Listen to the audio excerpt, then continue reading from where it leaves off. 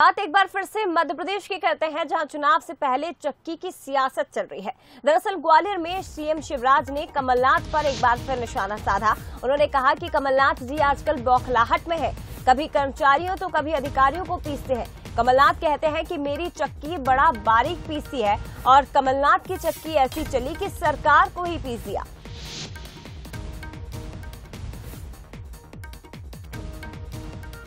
आजकल बौखलाहट में वो कभी कर्मचारियों को गाली दे रहे हैं, कभी अधिकारियों को कोस रहे हैं। कई बार वो कहते हैं कि मेरी चक्की बड़ा बारीक पीसती है। उनकी चक्की ऐसी चली कि उनने उनकी सरकार को पीस लिया।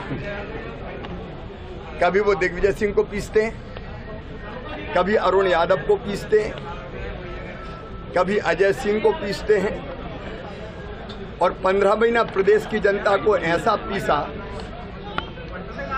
आदरणीय सिंधिया जी जब देखा कि विकास तार तार है और प्रदेश लुट रहा है, तो फैसला करना पड़ा कि सरकार को छोड़ो। तो उनकी चक्की प्रदेश को तबाही के लिए पीसती है। अब वो किसी को बुला लें, कोई फर्क नहीं पड़ने वाला। और चलिए अब पीसीसी चीफ कमलनाथ का वो बयान भी आपको सुनवा देते हैं, जिस पर सीएम शिवराज उन पर निशाना साध रहे हैं। कमलनाथ की चक्की चक्री देर तक बहुत बारीक पीसती है। ये सुन ले कान खोल के, सर्टिफिकेट देना होगा इन सब अधिकारियों का, इन सब कर्मचारियों का, इन सब पुलिस वालों का। सर्टिफिकेट कौन देगा? जो मेरे सामने बैठे हैं वो सर्टिफिकेट देंगे। और चलिए इसी पर ज्यादा चर्चा करने के लिए दो राजनीतिक मेहमान इस वक्त हमारे साथ फोन लाइन पर जुड़ गए हैं। गोविंद मालू जी बीजेपी नेता हैं, योगेश यादव जी कांग्रेस प्रवक्ता इस वक्त हमारे साथ जुड़ गए हैं। आप दोनों का बहुत स्वागत है सर। सबसे पहले योगेश यादव जी, मैं आपके पास ही आना चाहूंगी, क्यों आखिर बार बार मंच से अधिकारियों कर्मचारियों को लेकर इस तरह की बातें कांग्रेस के नेता करते हैं कि बाद में बीजेपी के ही निशाने पर आ जाए?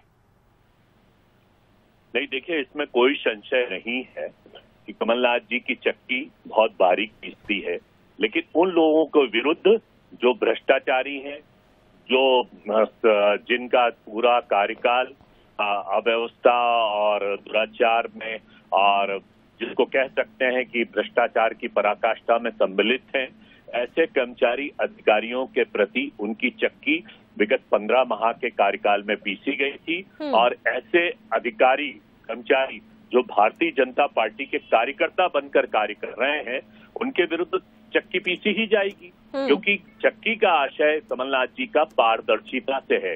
वो कितनी प्यूरिफाइड प्रशासन को चलाते हैं। विंध्याचल पर बैठकर उन्होंने जिस तरीके से प्रशासन को चलाया और एक मुस्तैद प्रशासन दिया, और वो नारों का और वादों का प्रशासन नहीं करते हैं, वो पॉइंट टू पॉइंट बात करते हैं। और जहां तक उन्होंने कहा है कि चक्की माननीय मुख्यमंत्री जी कह रहे थे कि हमारे ही नेताओं के विरुद्ध पीसी गई, ऐसी कोई बात नहीं है।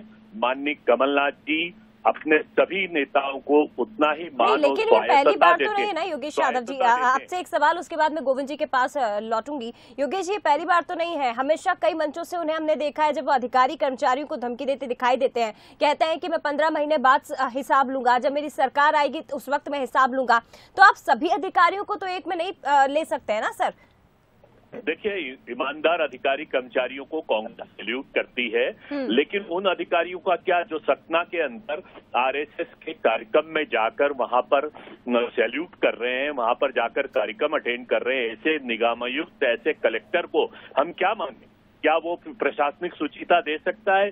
क्या वो जनता के साथ ईमानदारी कर सकता है? जो आरएसएस के कार्यकर्ता बनकर अधिकारी कार्य कर रहे हैं, तो ऐसे के लिए तो यही सवाल मेरा योगेश यादव जी था। यही सवाल था कि आप एक दो अधिकारी कर्मचारियों के कारण सबको एक जैसा नहीं समझ सकते हैं। गोविंद मालू जी, क्या कहेंगे सर?